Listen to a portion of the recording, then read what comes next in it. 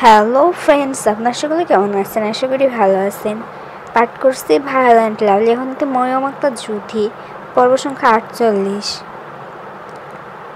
আয়নার এই নিয়ে কথা বলেন না, তবে প্রেয়সী নিজ হাতে শরবত নিয়ে এসেছে, এটাই তার শান্তি ভেবে ডক ডক করে সম্পূর্ণ গ্লাস খালি করে গ্লাসটা একপাশে রেখে পকেট থেকে কতগুলো কিটক্যাট চকলেট বের করে তানিশার দিকে দিতেই তানিশা আজ কোনো বাধা ছাড়ে সেটা নিয়ে আয়ান হুট করে হঠাৎ তানিশার হাত ধরে ঘুরিয়ে পেছনভাবে জড়িয়ে তানিশার ঘাড়ে মুখ ঠেকে বলল, তানু রানীর ব্যবহার কেমন চেঞ্জ লাগছে, সে কি তাহলে অবশেষে আমার প্রেমেই পড়ে গেল?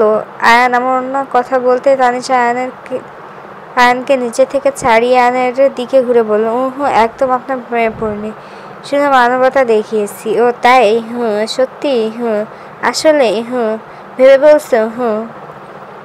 সত্যি তো? তানিশা বুঝলো ওর বারবার বলা আয়ন সেটা নিয়ে ঘুরিয়ে ফিরিয়ে ওর সাথে মজা নিচ্ছে, তাই মুখ ফুলে বলল, আপনি একটা চাতা। বলে চলে যেতে নিলেই আয়ন ওর হাতটা ধরে ফেলে। তানিশা ওভাবে আয়নের দিকে তাকিয়ে মুখ ফেরাতে ভ্রু কুচকে জিজ্ঞেস করলো, কি বিয়ে করবে আমায়? জানি না, চলো ওই বেঞ্চে বসি। বেঞ্চের দিকে ইশারা করে আয়ান কথা বলে তানিশার বেঞ্চের দিকে তাকাতে আয়ান তানিশার নরম তুলতুলে হাতটা নিচের শক্তপোক্ত হাতের মধ্যে নিয়ে সেদিকে হাঁটতে হাঁটতে বলল, জানো, তোমার হাত ধরে নির্জন রাস্তায় হাঁটার কত শখ আমার।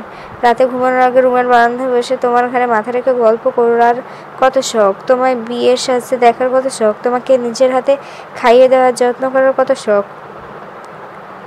বাসর রাতে আমার এলোপাঠের আদরের পর যখন তুমি লাল শাড়ি মাথায় সাদা তোয়ালে পেঁচিয়ে আমার সামনে আসবে, সেটা দেখার কত শখ। আয়নের ইমোশনাল কথাগুলো বলার মধ্যে তানিশা ফোন কেটে বলল, না, মাত্রই জানলাম। তানিশার সামান্য কথাটুকু আয়নের রোমান্টিক মুডটা নষ্ট হয়ে গেল দেখে আয়ন বিরক্ত হয়ে নিঃশ্বাস ফেলে বলল, কলা গাছ মানে?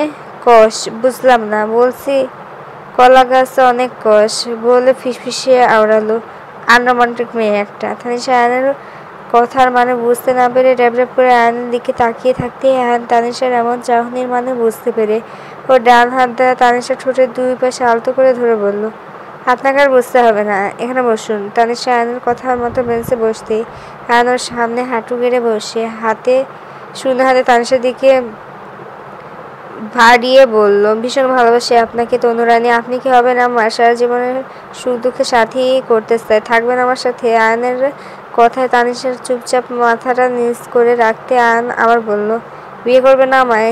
জানি না। তানিশা পুনরায় একই কথা বলতে আয়ন নিঃশ্বাস ফেলে বলল, অন্য কাউকে বিয়ে করবে? চুপ। তানিশা কিছু না বললে চুপচাপ বসে থাকতে আয়ন এবার বিরক্ত হয়ে ওর দুই বাহুতে হাত রেখে বলল, শোনো মেয়ে, বিয়ে তোমাকে আমাকেই করতে হবে। সে তুমি যখন করো, যদি না করে করবে। Over confidence? না। তাহলে তোমাকে সবসময়ের জন্য সময় দিয়েছি, তবে আমি ব্যতীত অন্য কারো চিন্তা মাথায় আনবে না, এর জন্য নয়। আজ হোক কাল হোক তুমি খান বংশের ছোট ছেলে আসমান খান আয়নের অর্ধাঙ্গিনী হবে। বাধ্য করবেন না, তুমি নিজ ইচ্ছায় আমাকে ভালোবেসে বিয়ে করবে। বলে উঠে চলে আসতে নিলে তানিশা আয়নের হাত ধরে বলল, এখন চলে যাবেন? থেকে কি হবে? সরি। বলে তানিশা আয়নের হাতটা ছেড়ে দিতে আয়ন আর এক মুহূর্তের জন্য ওখানে দাঁড়ালো না, বাইক স্টার্ট দিয়ে চলে এলো। কারণ সে চায় না তানিশাকে কোনো বিষয়ে জোর করুক, তানিশা ওর কোনো রুট ব্যবহারে কষ্ট পাক, সেটাও চায় না। তানিশার বয়স কম, বড় হোক, তখন মেয়েটা আয়নকে ঠিকই বুঝবে ভেবে আয়ন চলে আসতে তানিশা সেদিকে তাকিয়ে আয়নকে যেতে দেখে তার বুকে কেমন ব্যথা হয়ে উঠল। কেন উঠলো সে জানেন, তবে রাস্তায় দাঁড়িয়ে সেটা এখনো ভাবলো না, বরং গ্লাসটা হাতে নিয়ে বাসার মধ্যে চলে এলো। আইস তখন বাড়ি ফেরার পথে তার মোয়ের জন্য দুটো আইসক্রিম, কতগুলো চকলেট কিনে ফুল স্পিডে বাইক রাইড করে বাসায় এসে বাইক পার্ক করে বাড়ি ঢুকেও জুথিকে সবার সাথে বসার ঘরে সোফায় বসে সবার সাথে গল্প করতে দেখে সেদিকে এগোতে নিল আরিশ উপস্থিতি টের পেয়ে সময় গল্প করার মধ্যে একবার আরিশের দিকে তাকাতে জুথিও সবার মতো আরিশের দিকে চোখ পড়তে আস্তে করে উঠে সেখান থেকে চলে আসতে নিলে আরিশ ভ্রু কুঁচকে বলল, মৌ। জুথি আরিশের ডাকে দাঁড়ালো না, হেঁটে সানজিদা খানের কাছে চলে যেতে আরিশও জুথিকে যেতে যেতে বলল, মৌ। তবে প্রতিদিনের তুলনায় জুথির অভিমানটা আজ একটু বেশি মনে হলো, তাই কোনো রূপ আরিশের ডাকে সারা শব্দ না করে চুপচাপ সানজিদা খানের কাছে না গিয়ে ঘুরে চলে আসতেন আরিশ ওর বাহু টেনে ঘুরিয়ে ওর দিকে করতে জ্যোতি নিজের বাহু থেকে আরিশের হাতটা ছাড়িয়ে মুখ ঘুরিয়ে চলে আসতেন আরিশের জ্যোতির বাহু পুনরায় চেপে ধরে নিজের দিকে ঘুরিয়ে চটাকণ্ঠে বলল, সমস্যা কি তোর? জানিস না তোর মুখ ঘোরানো দেখলে আমার রাগ হয়, সহ্য করতে পারি না, এটা ছাড়ুন আমাকে। আমাকে রাগাস না। আরিশের কথাটা বলতে জ্যোতি আরিশের হাত দুটো নিজেদের বাহু থেকে ছিটকে সরিয়ে ঘন ঘন নিঃশ্বাস ফেলতে ফেলতে বলল, নয়তো কি করবেন আপনি? হ্যাঁ, মেরে ফেলবেন? মারুন, মেরেই ফেলুন। দুবার তো আপনার জন্য মরতে গিয়েও ভাগ্যের জোরে ফিরে এসেছি, এবার নয় সম্পূর্ণটাই মেরে ফেলুন। আমি তোকে ব্যথা? চুপ করুন। ব্যথা দিতে চান না, অথচ সেটাই করেন। আপনার দেয়া করা অত্যাচার আমার শরীরে পুরো ব্যথা হয়ে আছে। কতবার বলছেন আমার ব্যথা লাগে? আপনি শুনেছেন আমার ব্যথা?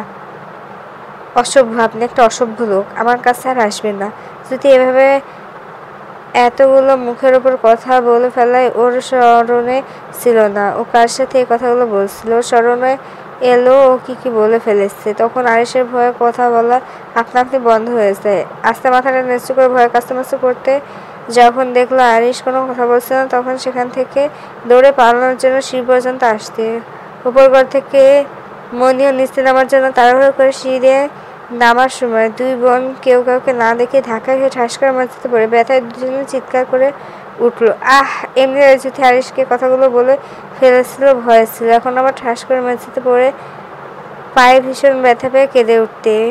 মনি ব্যথা পেয়ে না কাঁদলেও ব্যথার জায়গায় হাত চেপে ছোট ছোট চোখ করে জ্যোতির দিকে তাকাতে আরিশ ততক্ষণে দৌড়ে এসে জ্যোতিকে পাশে বসলো। সমস্ত শরীর পাগলের মতো দেখতে দেখতে বলল, আমার জান, কোথায় ব্যথা পেয়েছে দেখি? কাঁদে না আমার সোনা। বলে জ্যোতির শরীরে পা দেখার মধ্যে ওদের পড়ে যাওয়ার খবর শুনে সবাই বসার ঘরে উপস্থিত হতে আরিশের এমন পাগলামি দেখে অথভম্ব হয়ে চোখ বড় বড় করে আরিশের দিকে তাকিয়ে থাকার মধ্যেই আরিশ আবার জ্যোতির কান্না থামানোর জন্য জ্যোতিকে বুকের সাথে চেপে ধরে বলল, এই তো আমার সোনা, কেঁদো না। কোথায় ব্যথা পেয়েছো বলো না আমায়।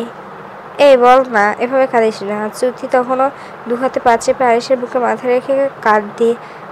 আরিশ জ্যোতির চেপে রাখা হাতের দিকে তাকিয়ে জ্যোতির পা দু হাতে নিজের কোলের ওপর নিয়ে ঘুরিয়ে ফিরে দেখতে দেখতে বলল, আমার পাখি এখানে ব্যথা পেয়েছে? জ্যোতি আরিশের কথায় ঠোঁট ফুলে কাঁদতে কাঁদতে বলল, ব্যথা লাগছে, ছাড়ুন।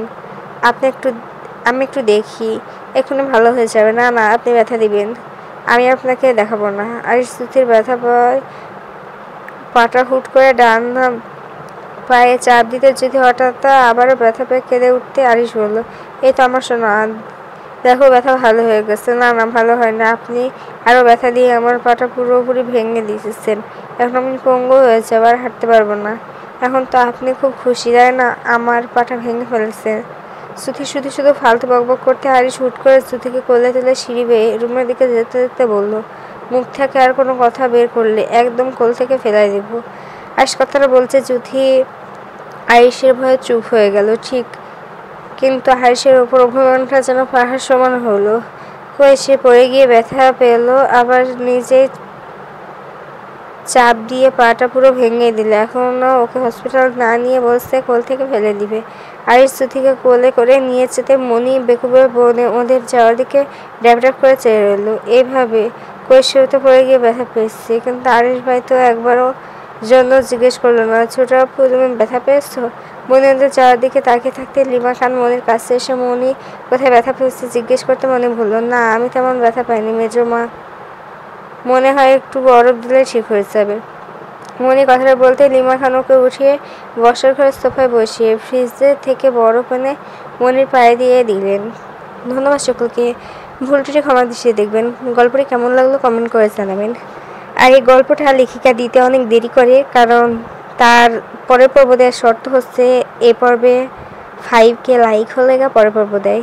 যতদিন না লাইক হয় ততদিন দেয় না, তাই যখন দিবে আমি নিজেই দিয়ে দিব, আপনাদের বারবার বলা লাগবে না। ধন্যবাদ।